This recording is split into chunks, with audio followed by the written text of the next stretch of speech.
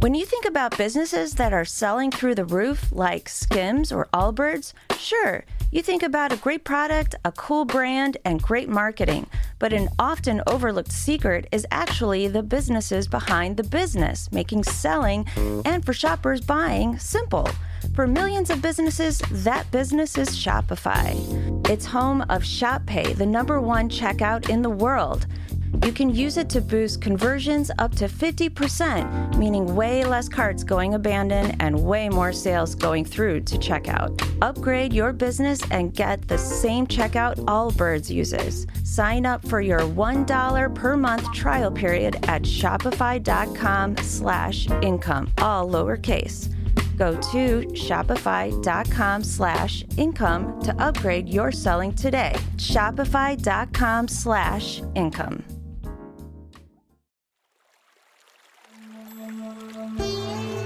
Hi everyone, I'm Deb Flashenberg. Welcome to Yoga, Birth, Babies, a podcast produced by Prenatal Yoga Center. We will be diving into everything prenatal yoga, birth, and baby related, hoping to inspire, educate, and empower you through your journey into motherhood. Thank you for listening. Hi, I'm Deb Flashenberg, and I'm your host of Yoga Birth Babies. And today we have a really special community birth stories.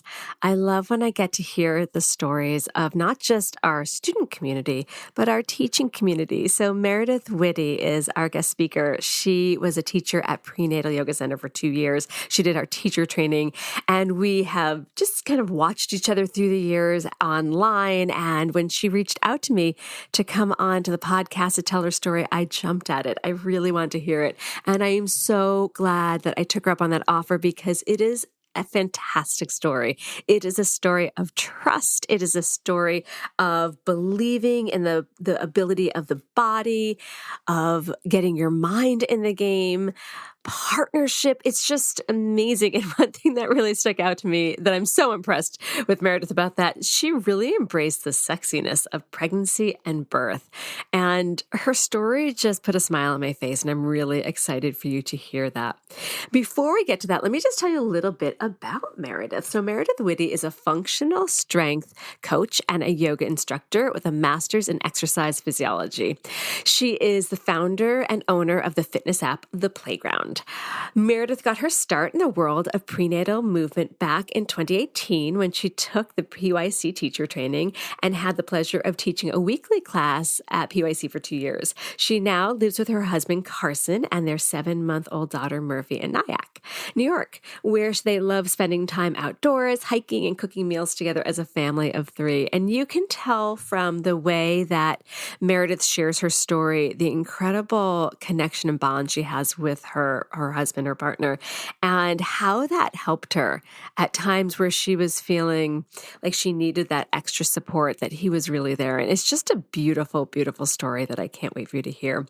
Before we get to that, I always love to give some updates about what's happening at Prenatal Yoga Center. So truthfully, the best way, besides me rambling about our schedule, is to check the schedule online. So go ahead, go to prenatalyogacenter.com, check our schedule for our in-person, our online, our on-demand classes, our workshops, all of it's there, including our teacher training. So you can be part of not just our listening community through the podcast, part of our community in classes. And we have a blog. We've got some free online videos. There's a lot there, so you can take a little time and dig through. I also love to put the feelers out, as Meredith did. She reached out to me because she had a story to share. If that is you, if you have your birth story to share, or maybe you're an expert in something that would be related to what we cover here in the podcast, please reach out. Please let me know.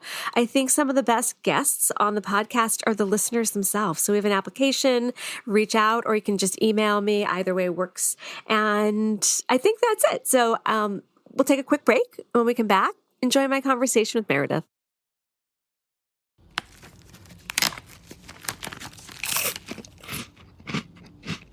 Uh-oh. The last cookie. You can get a new box of cookies in as fast as an hour with Walmart Express Delivery. Are you my guilty self-conscience? No, I'm the voice offering you promo code EXPRESS for free delivery on your first order. Hey, who ate my cookies? You mean, these cookies? Order now. Welcome to your Walmart. Promotion valid for first express delivery order. $50 minimum subject to availability. Restrictions apply.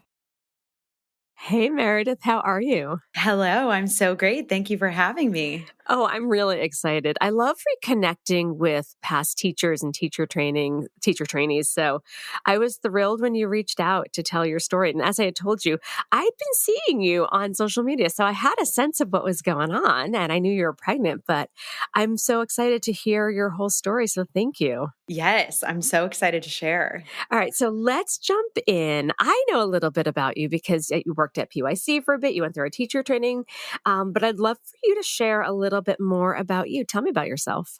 Yeah, so my name is Meredith, and I live with my husband, Carson, and our now 7-month-old baby girl. Oh my goodness, it's 7 months. I did not realize that. Wow. Time has flown, but her name is Murphy, and we live in the Hudson Valley. And I am a strength coach and a yoga instructor, and I have my own fitness app that's called The Playground, and it's just me. The Playground is all about helping people build functional strength and mobility and stability in a way that's very intentional and actually enjoyable. I love that. That's a lot of what I've grown into at PYC in the last 4 or 5 years. So it is so up my alley, but we're not going to talk about that yet today. We'll find another time for you to talk about that. But what I do want to hear is your birth story, because as you said, Murphy's 7 months old. So before we get to that, I want to talk a little bit about kind of that emotional physical prep, because you were a prenatal yoga teacher. And I know you still do some perinatal fitness, and you went through our program, which is pretty intense. So I'm curious what it was like.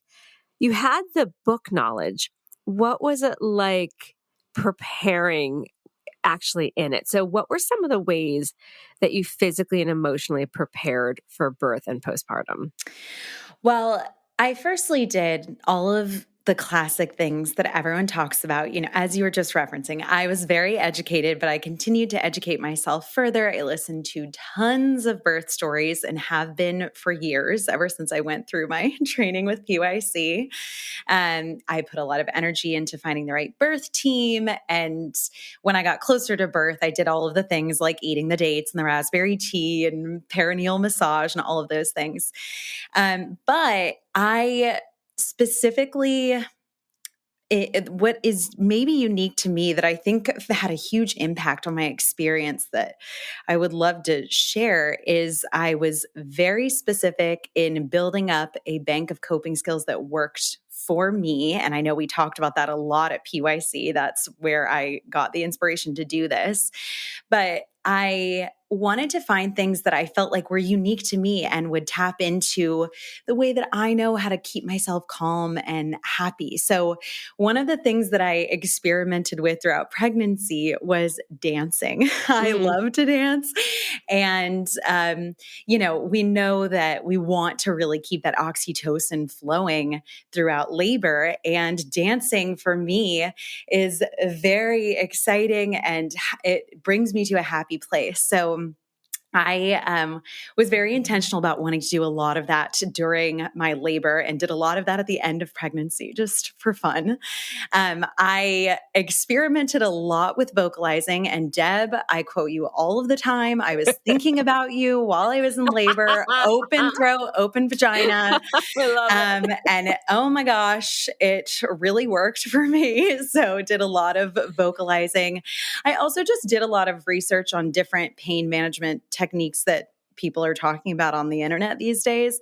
And for me, having labor combs stood out. So I got myself a cheap little pair of combs. And then my husband and I actually took the partner labor, birth, and support. What is the word? Oh, comforting touch. Oh, you can't. That's right. You said you drove in for that. Yeah. So we love that workshop and decided counter pressure was something that we were wanting to rely on heavily. And oh boy, did we.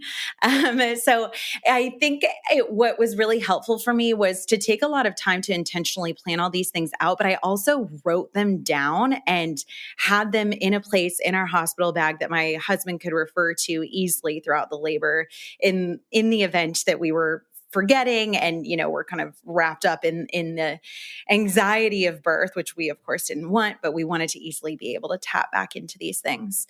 And then in terms of the mindset work, I really aimed to tap into my inner sexiness at the end of pregnancy. Oh, I love that. Which I think a lot of people, I mean, if you're listening and you're in the third trimester, you're like, oh, geez, like I so don't feel sexy right now. But for me, it was really a simple mindset shift. And, as I referenced, we know we want that oxytocin to be flowing and we want to try to keep adrenaline at a minimum. And so I wanted to be tapping into this feeling of sexiness as much as possible at the end of pregnancy and as I moved into my labor and birth experience. And so obviously sex is a great way to do that. And it's recommended a lot at the end of pregnancy just as a way to naturally induce labor.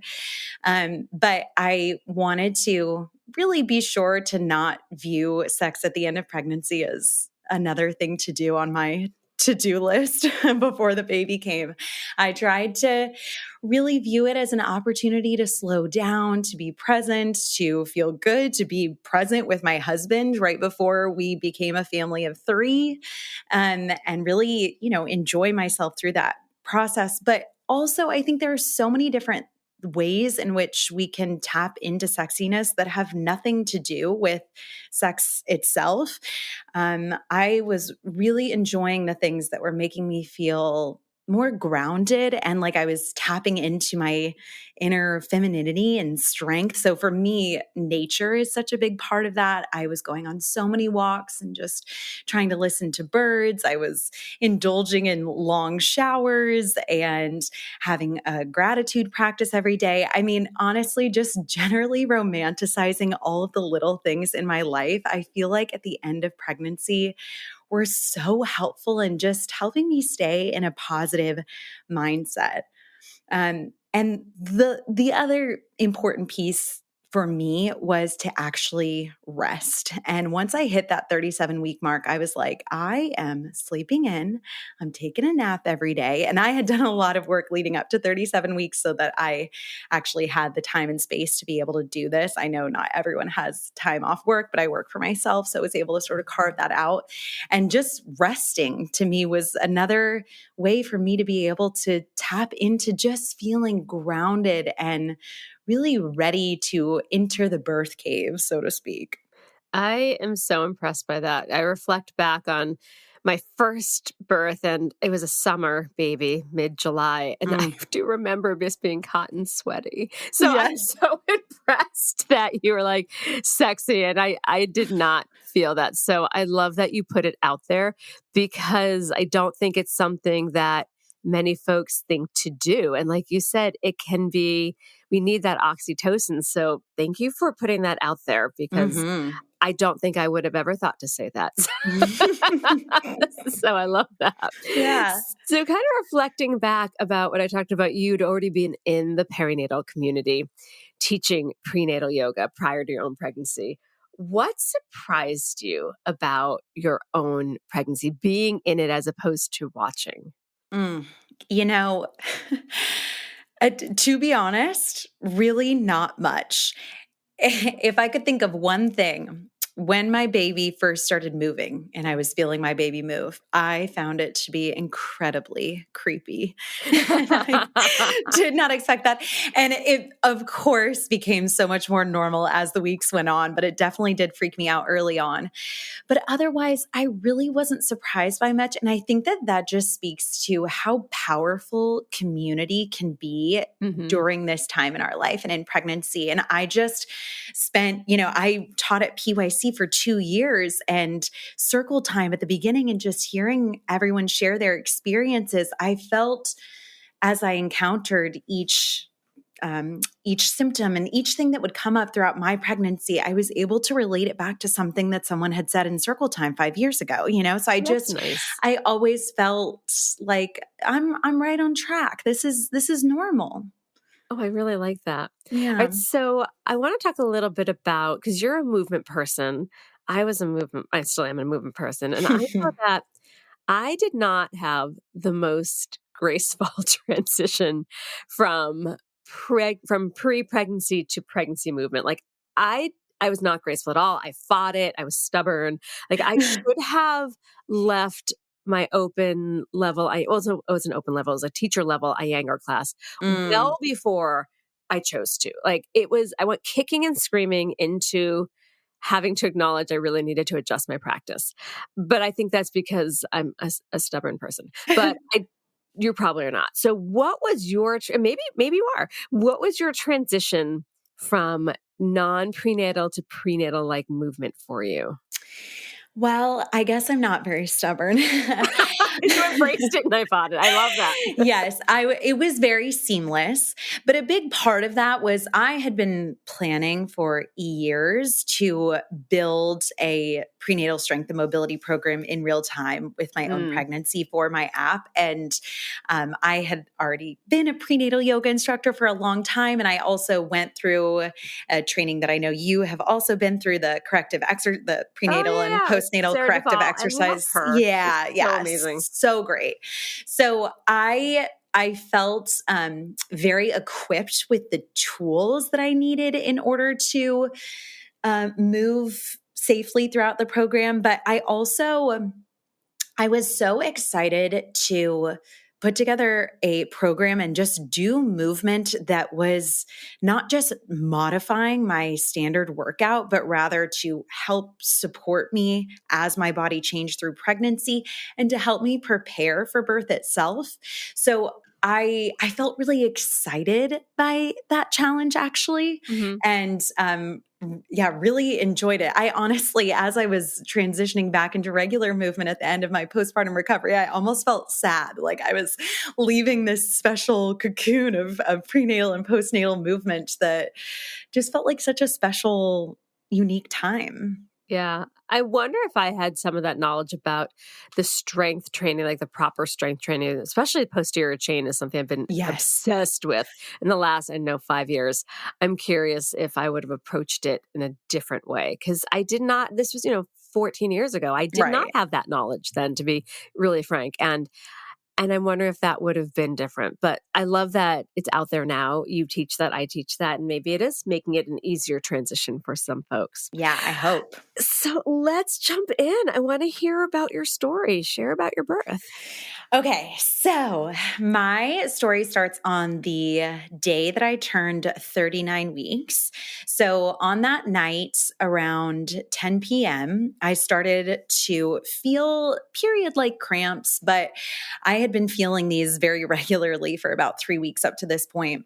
But what made this different is that the period cramp would come on, it would intensify, and then it would go away. So it had this wave-like rhythm in a way that I was expecting contractions to feel.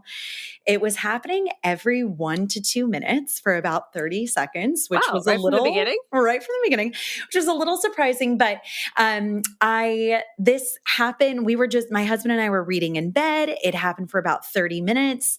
I kept feeling the need to get up and go to the bathroom, but nothing was coming out. I was like, is this gas pain? I'm not quite sure. But then we just fell asleep and I woke up the next morning and it was not labor. But the reason that I bring it up is because then the next night, when I was 39 weeks and one day, the exact same thing happened. It was around 10 p.m. We finished doing the dishes. We were getting into bed to read and it was the same thing. Every 1 to 2 minutes for 30 seconds, I would feel this period-like cramp come on and then it would go back down. And it was, as I mentioned, I've listened to so many birth stories. And so I knew going into this, I wanted to try to ignore contractions or what could be contractions for as long as possible and just play it cool. So I was trying not to focus on it at all. But pretty quickly it became clear that it was a little bit more intense than it had been the night before. And the night before I had been able to continue reading through these period cramps. But on this night, I was getting a little distracted as I was reading whenever the cramps would come on.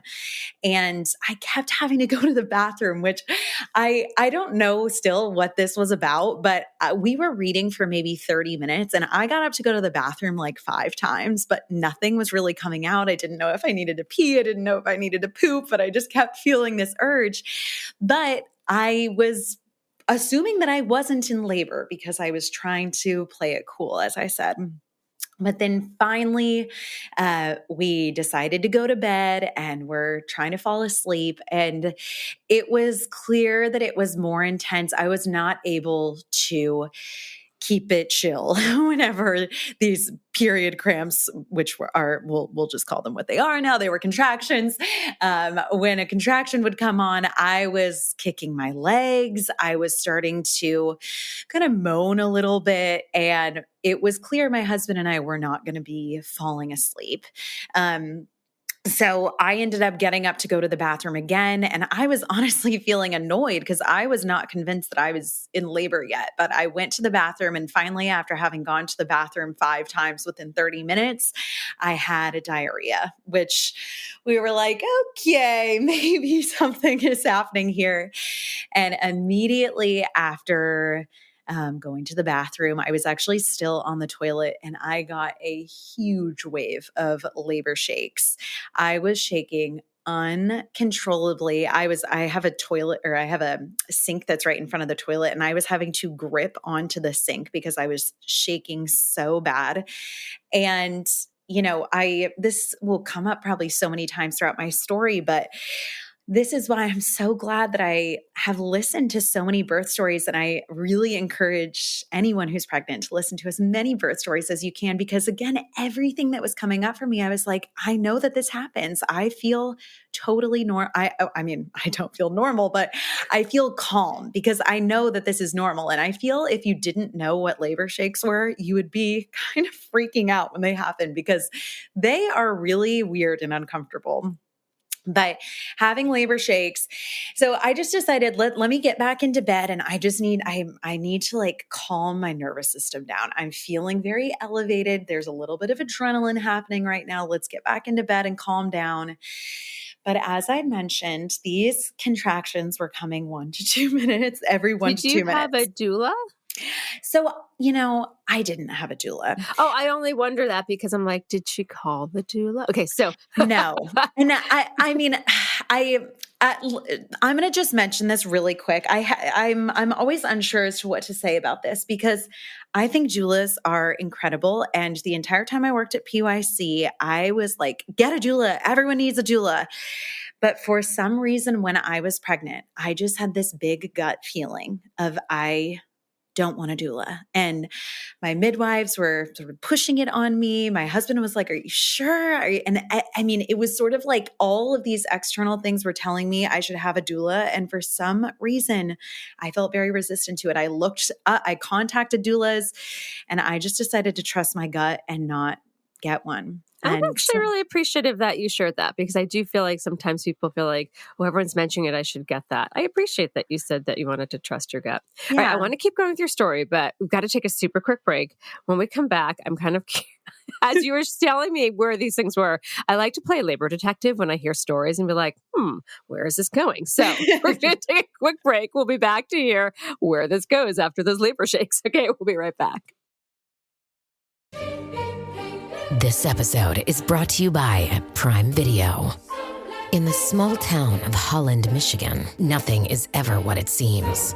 Behind the tulip festivals and pretty houses lay dark secrets that threaten to tear a marriage apart. Nicole Kidman stars in this darkly twisted thriller about a wife and mother whose quest to uncover her husband's secrets may get her more than she bargained for. Holland, streaming on Prime Video March 27th. This episode is brought to you by Coffee Mate. After watching this season of the HBO's original series, The White Lotus, this is the tropical getaway I needed. One more pina colada, please. Hey, you're not on mute. Oh, I thought I was in paradise. Turns out it was my Coffee Mate. Coffee Mate pina colada and Thai-iced coffee-flavored creamers. Inspired by the newest season of HBO's original series, The White Lotus. For the love of coffee. Try now. Okay, we're back. So we left it off. Diarrhea, shakes, 1 to 2 minutes apart, and you're still at home. Yes. Okay. Still at home. In bed. So I had been trying to fall asleep for probably just 15 minutes in bed, kicking and moaning through these contractions, shaking uncontrollably. So finally we decided, you know what? Let's just get up. I'm ready to face these contractions head on. I can't ignore them anymore. So we got out of bed, and little side note, my husband and I actually were DJs throughout our 20s in New York City.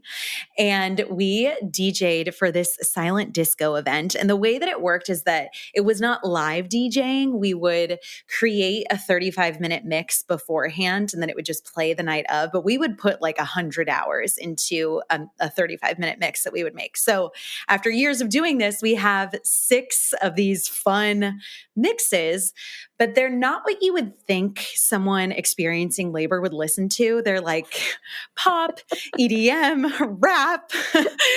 But for me, I feel so connected to these mixes. I feel so proud of them. I have such positive memories with them. So it was, as I mentioned, I knew I wanted to dance. And so it was a part of my plan that I was going to put some AirPods in and listen to one of these mixes. And that is exactly what we did. We got out of bed and turned on a Himalayan lamp. My husband and I paired up our AirPods, and we turned on one of these club mixes. And I was just laboring and dancing. And every time a contraction would come, I would hinge over. I was timing them at this point, and they were 1 to 2 minutes apart, lasting a minute immediately. But, again, back to having listened to so many birth stories, I did not feel fazed by this. And I knew that this isn't that common. You expect that you would have 10 minutes apart, 8 minutes apart, at least in early labor. But I know that it happens to some people that right from the get-go, it's close together. So I just did not let it faze me. I didn't want to get frustrated by it. I was like, whatever, this is my story and let's bring it on, and there was just this excitement of like the baby's coming. So I'm dancing, I'm moaning. The AirPods are nice because they're noise canceling. So you just don't feel embarrassed at all. You can let it loose. My husband is getting together the last little bits of our hospital bag, and we danced for 35 minutes. Halfway through, I shouldn't even say halfway through. I mean, I probably went to the bathroom like 4 more times during these 35 minutes. I was in and out of the bathroom. It was a very messy labor, let's say. But I did start to get bloody show, which of course was another indication that I was definitely in labor. Not that I had any doubts at this point. So once that 35-minute mix ended, it was 1 a.m. And yes, I did record all of these different timestamps because I was like, I don't want to forget this. So at 1 a.m., we ended up calling the hospital just to let them, they said, please let us know when you're in labor. I was working with a midwife practice. So there was a group of midwives, and they said, just let us know when you're in labor so we know if we'll need to be coming into the hospital or not.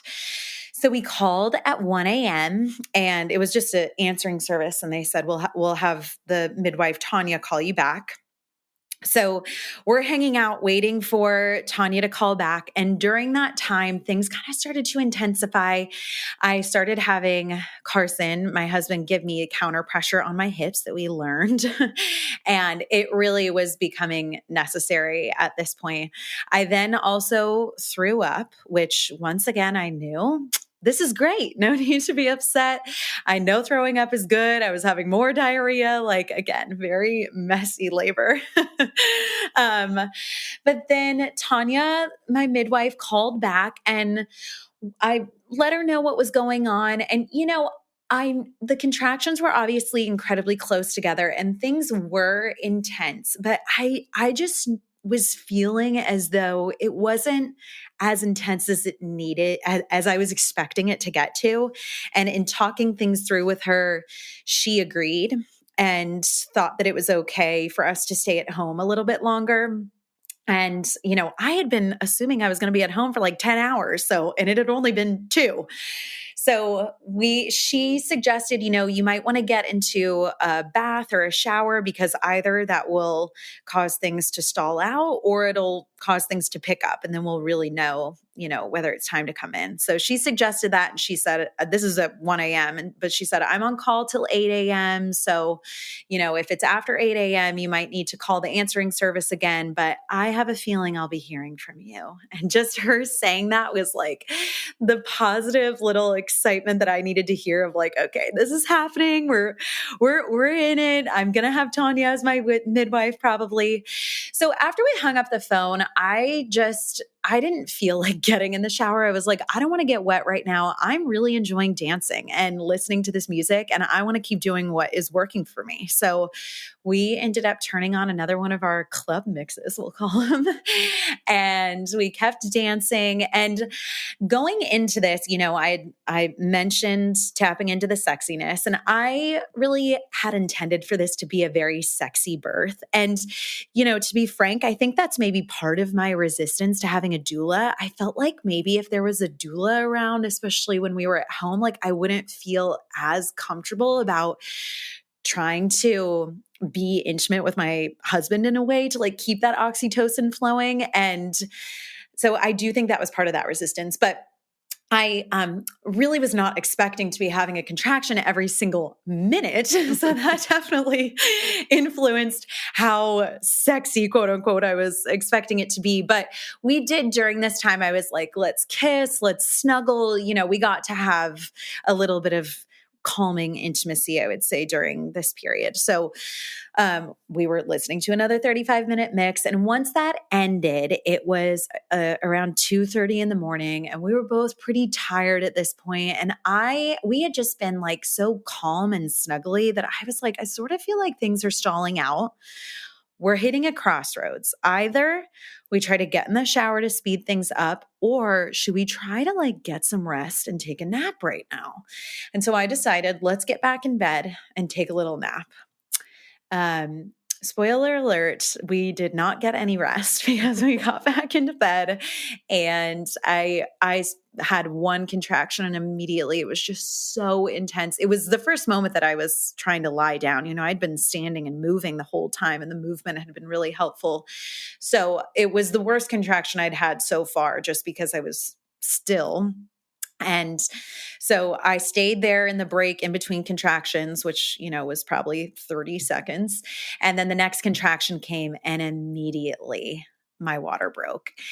And I was like, oh God. And, it's so funny looking back is my water broke, but my first thought is not my water's breaking. My first thought is, I can't get the bed dirty right now because we're going to be coming home with a brand new baby. I just shoved my hand into my crotch and like rolled off the bed and army crawled off the rug. And then I was like, my water broke. It was such a funny moment.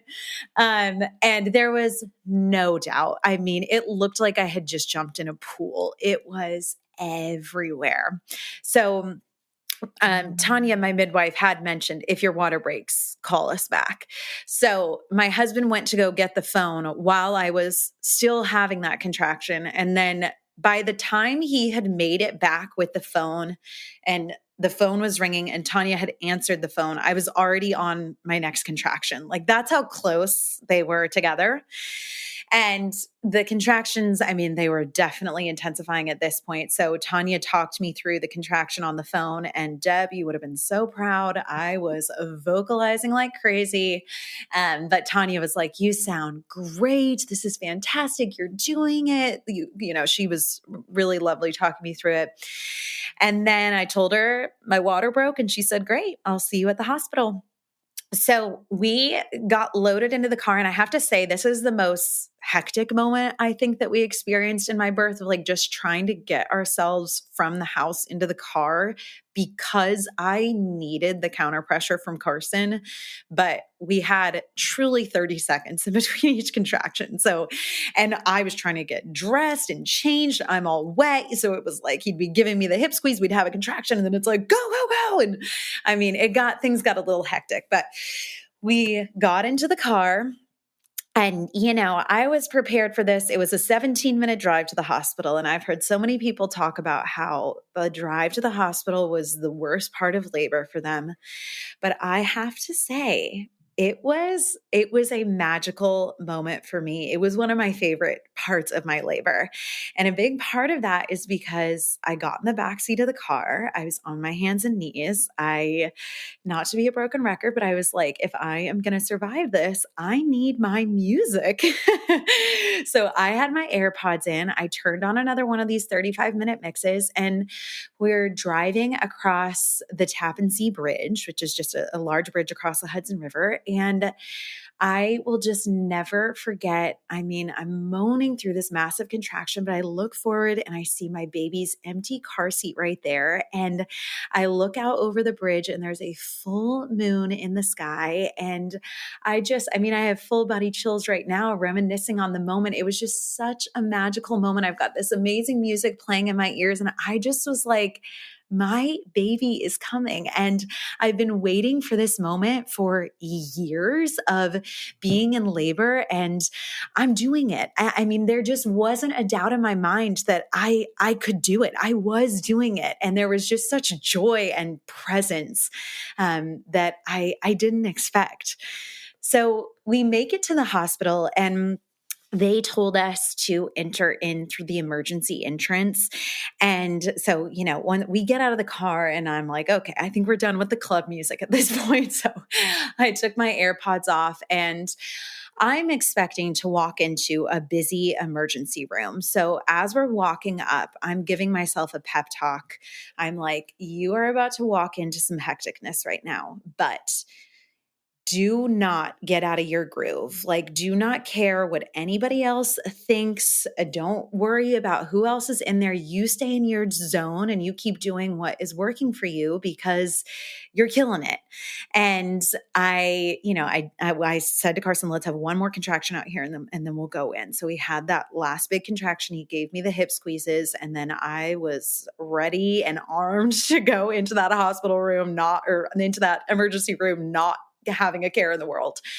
But unexpectedly, we walked in and there were just two women waiting at this security desk, and there was a wheelchair right in the middle of the room. And I walked in and they said, "Are you Meredith?"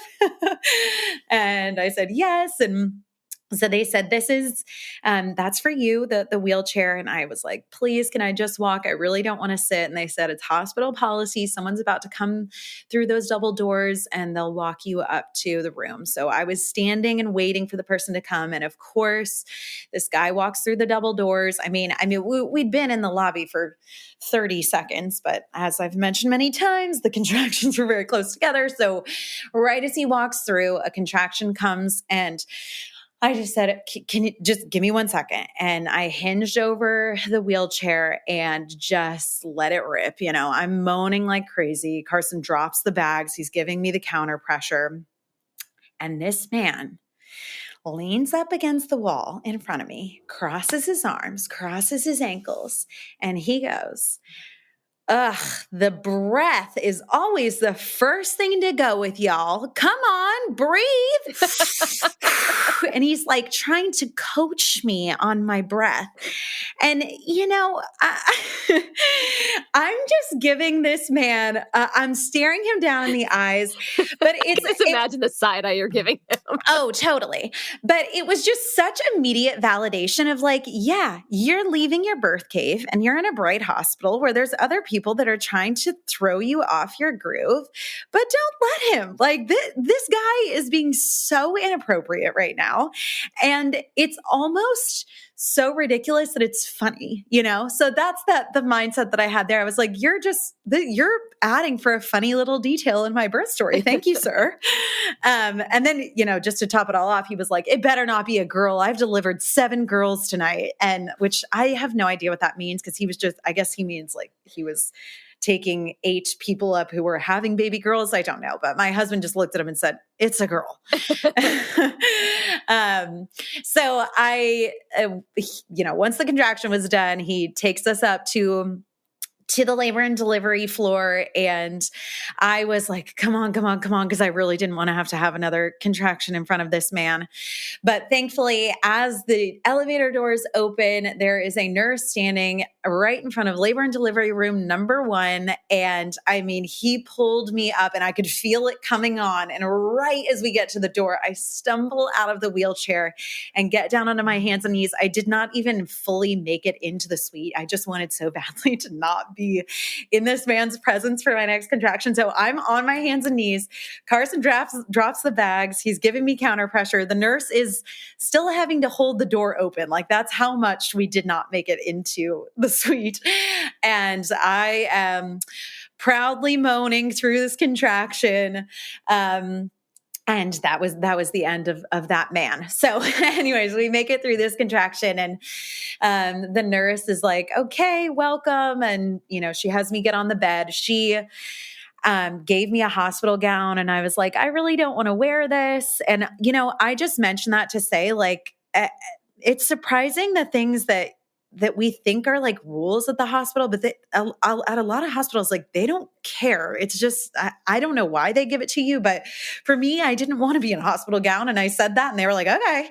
So, you can just speak up for yourself if you have random preferences like that. But I got onto the bed and it just, again, was very much like, okay, you've left your birth cave and we're at the hospital now and they're trying to check me in and ask all these questions. But I, in general, I really stuck to my word that I gave myself outside, which is like, you just do your thing. Don't worry about anyone else. And so I'm answering the questions. And thankfully, when a contraction would come, they were kind enough to stop asking me questions and allow me to work through it. And they were going to do intermittent fetal monitoring, but they needed 20 minutes of data before allowing me to move around. So I was sort of stuck to the bed, but I was just standing next to the bed and had one leg awkwardly propped up onto the bed because that's what felt good to me. And they were doing the monitoring. So probably like 10 minutes after I had arrived, Tanya, my midwife, walked in. And I mean, this is how you know that you found the right birth team. She walked in and just, I mean, it was, she could have been an angel. I was so happy to see her. And just, I had already been feeling good and confident. But when I saw her face, I was like, I am just so thrilled to be here. I'm so excited. I love this team. Like, let's do this thing, And she was just such a calming presence. So she came in and immediately was like, you sound fantastic. Keep those low moaning tones up, which, just as an aside, that's like a big F you to that man. Like, in my head, I'm like, yeah, I know. Thank you, Tanya. That man doesn't know what he's talking about. So she said, I'm going to need to check you. And I got onto the bed and I just said, that's totally fine, but I don't want to know where I'm at because I didn't want to be doing the labor math. And she checked me and then she said, are you sure you don't want to know? Which I knew she would only be saying that if I was like an 8 or more. So I said, okay, fine. What am I? And she said, you're at an 8. I was like, okay, great. But again, just tried to play it cool and not put too much stake into that. And so this hospital had a labor tub, which was very much a part of my birth plan. So as I'm talking with Tanya and they're getting the initial data on the baby, Carson had been setting up the area over by the labor tub. We brought I love my Himalayan salt lamp. So we brought the lamp. I had made birthing affirmation cards with all my best friends. So he was hanging those up. He put on a calming birth playlist that I had created and we had that going in the room, which at this point, it was very much time for the calming vibes. And once the labor tub it was not full by any means, but once it had, a couple inches of water and they were done getting the monitoring that they needed on the baby, I was ready to get in that tub. And so I went over and got in, and just as a little timestamp, it was 4:20 a.m. when I got into the tub, and my water had broken at 2:45 a.m. So it had been a good chunk of time of us like getting to the hospital and getting checked in and all that stuff. So once I was in the tub, I just felt so happy that Tanya and the two nurses, we had a nurse for me and a nurse for the baby, they really just let us do our thing, which was what I had been hoping for and looking for, and discussing with Tanya, throughout my prenatal visits of like, I just want to allow it, once we get all the initial monitoring out of the way, I want it to be a peaceful environment. And they were able to turn the lights down and stuff, which was really nice. So Carson was giving the counter pressure continuously, and he started on the outside of the tub. And then eventually, within 10 minutes, probably, he was just fully in the tub with me, giving me the counter pressure. It was just so, so helpful. And still, it's worth mentioning they were still, a minute apart, but it was the progression, the intensity of the contractions was continuing to pick up and pick up and pick up. So at some point, Tanya came in, and just in between contractions, she was like, okay, so when the time comes, who's going to catch the baby? And Carson and I were both like, I don't know. And, to be honest, I'd always sort of had a dream of wanting to catch my baby, but at this hospital, it's policy that you can just labor in the tub. You're not allowed to give birth in the tub. So I knew I was going to be on the bed, and I knew that I wanted to give birth on my hands and knees, just because I knew that was going to put my pelvis in the most optimal position, my pelvic outlet in the most optimal position to get baby's head out. So I had just sort of let that dream go of catching my own baby, because you can't easily do that when you're on your hands and knees in a hospital bed. But I had never considered Carson catching her. And so then I said, Carson, do you want to catch her? And he was like, oh, maybe.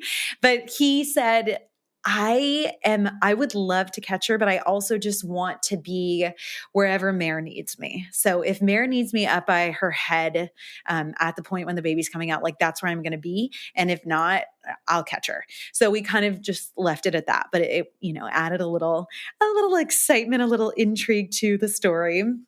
So shortly after that, I felt this like, sort of like my breath got taken away, which I knew immediately, okay, this is the urge to push. And there was a call button. So we called the nurses and Tanya back in, and I told them, I think I'm feeling the urge to push. And they said, okay, did you just feel one moment of it, or was it through the whole contraction? And I said, no, it was just one quick moment.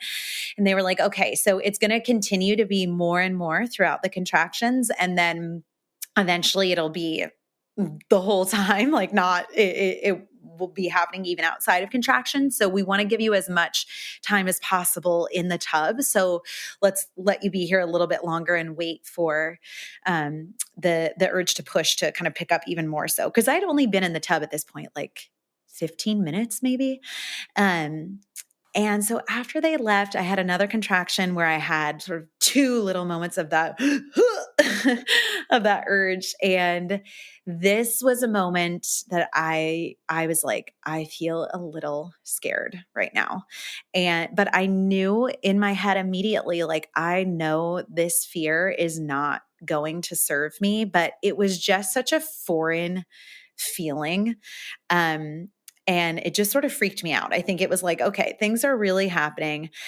But again, I knew that it wasn't going to serve me. So I just turned to Carson and I said, I am feeling a little scared. I just want to say it so we can get it in the space and kind of, get it out of the way and try to process through it. And he was so great and, gave me a big hug and was like, you've got this, you are doing it. You're so close. And it was just a lovely little moment for us to be able to share and to be able to sort of step through that fear and quickly get to the other side of it and be like, all right, let's do it. And so then it continued to pick up as they described. It was, the urge started to happen throughout the entire contraction. So we called them on the call machine again. They came back in and Tanya was like, yeah, you're sounding very pushy. Let me check you. I think it's probably going to be time. And she was able to just check me while I was in the tub and I was on my hands and knees. And actually it was kind of a funny moment because I had disposable underwear on and Tanya was like, you can just rip those off. So Carson did this big dramatic rip off of the disposable underwear. And she said, yep, her head is right there. And I was so excited and I reached my hand down in to feel her head. And I was so shocked by what I felt. Truly, it was so squishy. My immediate thought was, what is this thing that's in the way of me being able to feel my baby's head? Like it felt like the inside of my vaginal wall. It just didn't feel like a head. It was so unexpected. She was like, that is bad. So that was pretty funny. But in this moment, Tanya was like, okay, you can, because I started to have another contraction and she was like, okay, we'll have one more contraction here and then we're going to make our way to the bed.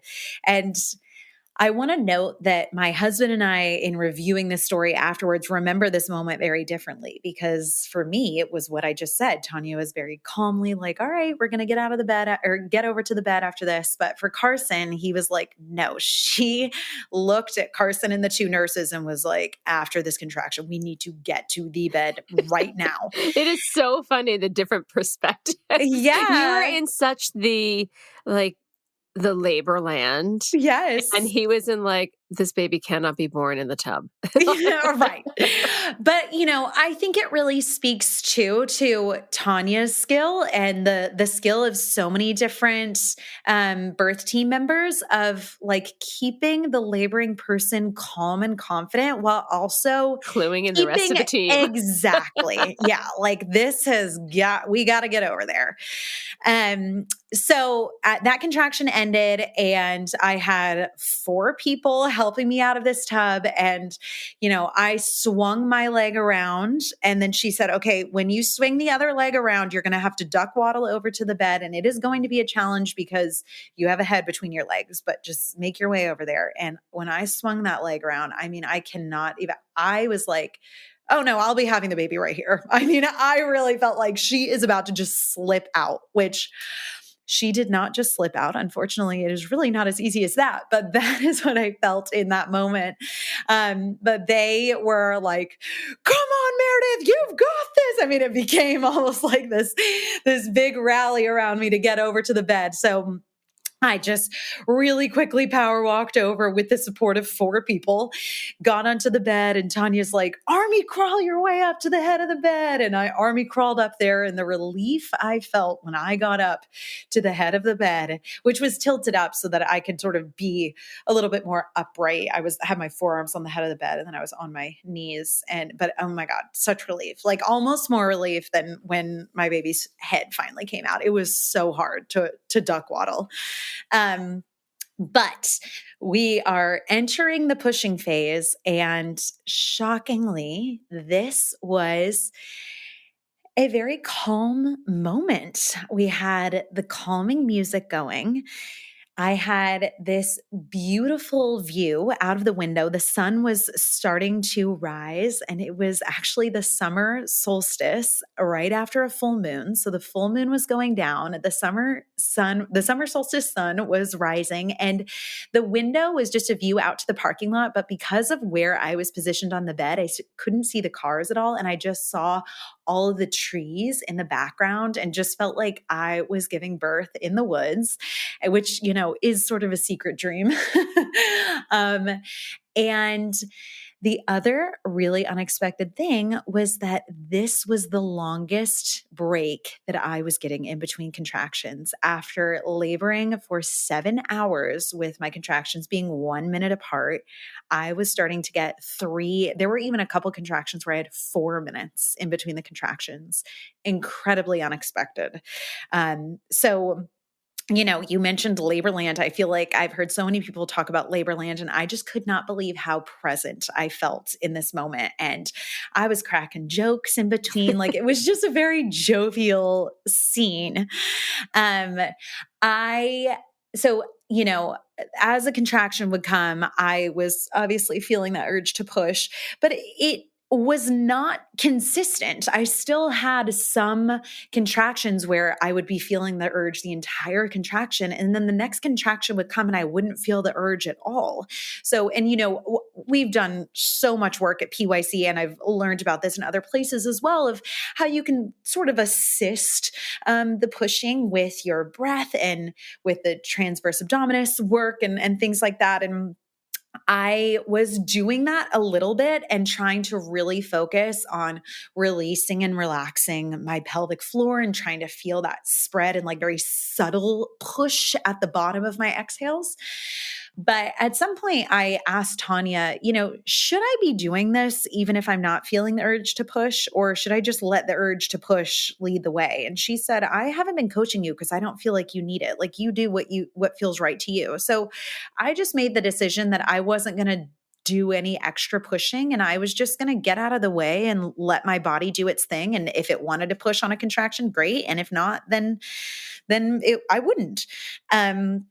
And so that is how we proceeded. Time kept ticking by. I should say that I was pushing for an hour, which, given that I thought she was going to slide out as I was stepping out of the tub, was pretty unexpected. But I think it's in part because I was finally getting breaks in between the contractions, and also because I wasn't trying to force it. And I knew that taking my time like this, and with her inching down a little bit and then coming back up and inching down a little bit and coming back up, was only going to help my pelvic floor and allow it to slowly stretch and spread. So I just didn't feel pressed by that. But after a good amount of time went by, I was, of course, starting to get curious, like, where are we on the progress bar here? Which, I knew no one could really tell me where we were at. No one could predict when she was going to come, but they were all seeing things that I wasn't seeing. So I stumbled out some form of a question like, how much longer am I going to be doing this, basically? And Tanya said, I think you could get her head out on the next push if you wanted, which was a shock to me. So say no more. And on the next push, I pushed with all of my might. And at the end of the contraction, Carson came up and he whispered in my ear, just because you can get her out on the next push doesn't mean that you have to. And I so appreciate, Carson was my doula. I know they say that your partner is, he's obviously emotionally involved, but he just did such a good job. I was so thankful that he said that, because he could hear that I was not letting my body do what my body wanted to do. I was trying to grab the bull by the horns. I was really starting to force it. And it sounded like that with with the sounds that I was making and the way that I was tensing my body, which I very intentionally didn't want to do. I wanted to just get my pelvic floor out of the way and get my mind out of the way, and let my body do its thing. So after that, I was like, all right, we're in it, whatever, like, she's going to come when she's going to come. My body is just doing the thing. So at some point, Tanya informed me that things were taking a little bit longer because I have a tight hymenal ring, which I had never had. Deb, have you ever heard that in any of your births? Not. I have so, not. Yeah. I was just thinking, I know what it is, but I didn't know. Okay. Yeah. So we have the hymen, and I guess the hymen breaks, but the border of the hymen still remains inside of us. And mine is particularly tight. And so she said, your baby has this extra lip that she's needing to go over, which, funnily enough, I mentioned that I did perineal massage in preparation. Carson, after the fact, was like, I always just felt like that was like you had tension right there. But I had totally have felt, because Carson helped me with the perineal massage. He was like, I totally have felt what it is that she's talking about. Like, you do have this tight ring area. That's so interesting. Yeah. Which Tanya said it's gone now. So baby number 2 will probably come out much quicker. But yeah, so, towards the end of this hour of pushing, things really, really started to pick up. Tanya said, why don't you step a foot forward? So now I was in sort of like a half squat position. And I mean, there was no contraction at this point. It was just all out, like pushing, everyone says this, but it's so true. Like sounds that you never could imagine yourself making. Carson says it sounded like I was lifting a car up off of my dying child like that. It didn't sound like pain sounds. It sounded like powerful, strong woman pushing a baby out. But wow, the intensity was insane. I had read Ina May's Guide to Childbirth, and I had just this moment stood out to me as I was delivering Murphy. There's a moment in the book where she says, sometimes the woman that's giving birth, she looks at me in the eyes and I know all she needs to hear is, you are not going to rip in half. Like that's Ina May's thing that she says to people, you will not rip in half, I promise. And then that gives them the strength and courage they need to push their baby out. So in this moment in my head, I was like, you are not going to rip in half. You are not going to rip in half. And like within 2 minutes after I'd stepped my foot forward into that squat position, the nurse also said, why don't you go ahead and try to arch your lower back or tilt your pelvis forward, which you and I, Deb, know that's going to put you in an anterior tilt. Yeah, exactly. That tailbone out of the way. But what a beautiful representation of how much that actually works. So she reminded me, tilt that pelvis forward. And then within seconds, Murphy's head came out. And, I expected to feel so much relief when that head came out, but instead, all I could think to do was to just turn and look at Carson. And I said, baby, go get her. And I was holding her in basically so Carson could make it down in time. And he got down there and then she just slid right out and he caught her and she was born. That's beautiful. Yeah. And, I have to comment that like I already mentioned why I wanted to push on my hands and knees, but one of the things that I was nervous about, I guess, going into it about pushing on my hands and knees is I knew it would just make it more hard to immediately have my baby put on my chest. And to be honest, like it totally proved to be that. It was sort of a chaotic moment right after she came out because I had, the IV and all these things hooked up to me, and I had a nurse on either side, and they both said, turn this way. And then I turned one way and they were like, no, you got to turn the other way. And I was like, what do I do? And they were like, she needs to come between your legs before you turn around. So it was a totally hectic moment. But as they said, grab her between your legs and then you can turn around. And I looked between my legs and the sight that I saw was Carson holding Murphy, and they were just nose to nose. And it was the most beautiful thing I have seen in my entire life. And he just said, she's so beautiful. And, it took away all the stress and worry. And I was somehow got flipped over and she got put on my chest. And yeah, so I just say that to say, push on your hands and knees if you want to push on your hands and knees. It is a great way to push. Oh, what an amazing story. Yeah. So one thing I know that you had shared with me was that immediate postpartum was a little bumpy. Was that the bumpy part? No, unfortunately not. More bump. Okay. More bump.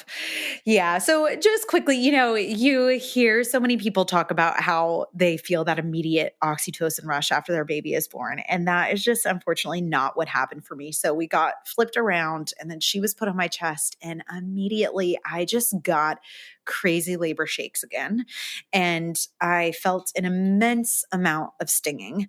And I pretty immediately was like whining about it. I don't know how else to describe. Like I was sort of freaking out. And they were like, okay, let me get you cleaned off. And Tanya's like, Meredith, you just have like the tiniest little tiny tear. Like maybe I'll give you one stitch. So I don't know what the crazy stinging was about, but I mean, I was just shaking uncontrollably.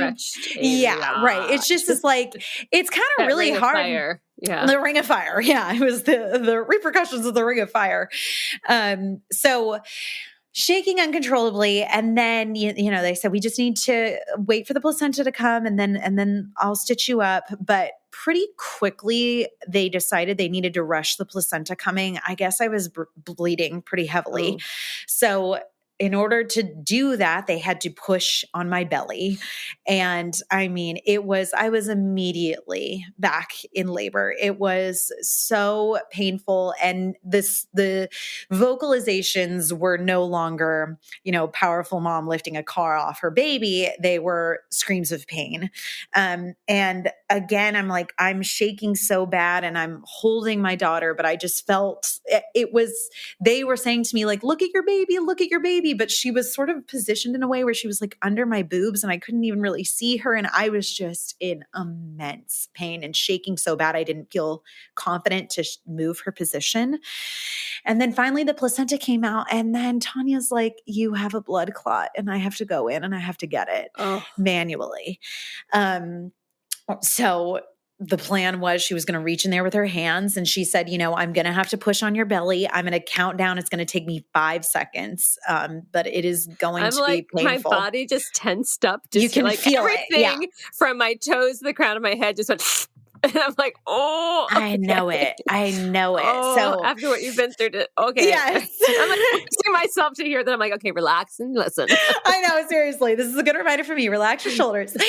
Yeah. So, I mean, it was once, it was what she said. It was 5 seconds, but I mean, there is nothing like it, especially after having just given birth, and it's, you're right back in it. So that was horrible. And then they had to give me a shot of lidocaine, which also felt painful. And then I had the lidocaine, but I still felt her stitching me up and I was still just shaking so bad. But finally, after she was done stitching me up, this shake started to slow down. I still didn't feel confident to reposition Murphy. So I asked the nurse, can you put her vertical on my chest? And she put her vertical on my chest. And it was then that I was like, oh my God, and felt that huge post-birth relief. And I actually have a photo. One of the nurses took a photo in that moment, right when she had been placed vertically on my chest. So I was able to compare the timestamp to when Murphy was born. And it was 21 minutes after she came out, before that oxytocin rush came. So, really a bumpy immediate start. But of course, you forget. I'm able to report that it was really painful and uncomfortable, but I want to just say, so that I don't freak anyone out, it's a blip after the fact. And I would do it over and over again, to have the experience that I had. It was so worth it. So wow, what an amazing story. Oh, thank you. Wow. I loved that. Okay, we're going to take a quick break. And when we come back, what is one final tip or piece of advice you'd like to offer new and expectant parents? You've been living this life as a new parent now for 7 months. You've had a pretty amazing birth that you shared, but you also have the hat of perinatal specialist and yoga teacher. So I'm kind of curious what you're going to come up with. So think about that. We'll take a break. We'll be right back. Pepsid Complete knows that food is one of the best parts of game day. That is, until heartburn strikes. Thankfully, just one chewable tablet of Pepsid Complete provides dual-action heartburn relief with an antacid that starts working instantly and an acid reducer that lasts all day. So you can stay focused on that second helping of chili without worrying about heartburn. All day based on 8-hour symptom relief studies during the day. Use product only as directed. Okay, we're back. What would you like to share? It's cliche, but what comes up for me is trust your gut.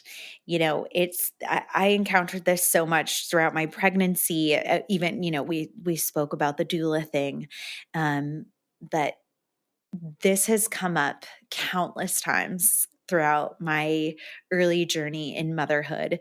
We have really faced a lot of different challenges with breastfeeding and with sleeping. And I mean, it's like so many parents go through these things, and there's a lot of things out on the internet that are trying to tell us what to do and how we should be doing things. And I think it can be easy to feel like, oh God, am I doing it all wrong? Am I a bad mom?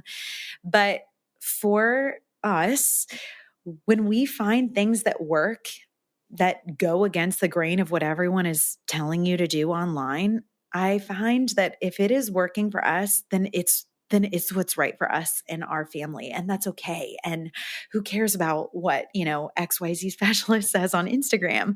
Like, find what works for you and your family and what feels right to you. And even if it's a bit different and unique, it's worth it for you and your baby. That is really good. And you really did show that you trusted your gut, because as everyone, like you said, when everyone told you get a doula, it sounded like you knew it was going to inhibit you from going into the space that you wanted to embody, that sexy labor. And I'm sorry we didn't have a chance to talk about the breastfeeding. It sounds it's totally fine. It sounds like you were able to get past or move through that and trust your gut. So yes. What great advice. Where can people find your work?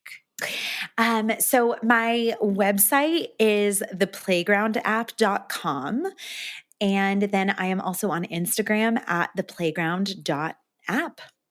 I'll make sure all of that's in the show notes. And Meredith, it has been such a joy, not just to talk to you, but to also watch your journey from, I remember when you started the training to jumping out and doing your own app and watching you go through your pregnancy on that. So it's been a joy to see you from afar. And then to hear the details of your birth. I'm so honored that you shared that and that you were open and vulnerable about that. So thank you so much. Thank you. And thank you for everything. I mean, you were such a huge impact on me. I don't know if you know that I was 23 years old when I did the training. You were 23? I was 23. You're very much a 23-year-old. Yeah. And I had been so scared of giving birth my entire life. It was something that kept me up at night when I was 9 years old. And going through that training and being a part of the PYC community just completely changed my perspective on it and made me feel, as hopefully you could feel through the story, just so empowered to be someone going through the process and experiencing it. And I have just loved every minute since I became a certified prenatal yoga instructor of being a part of this world of birth. So thank you so much for introducing me. Thank you for all you bring to the perinatal world. I really, really am so respectful of your work. So thank you. Mm-hmm. Thank you. This has been an episode of Yoga Birth Babies, produced by Prenatal Yoga Center. You can catch us on Facebook, Twitter, Instagram, and Periscope. I'm Deb Flaschenberg. Thanks for listening.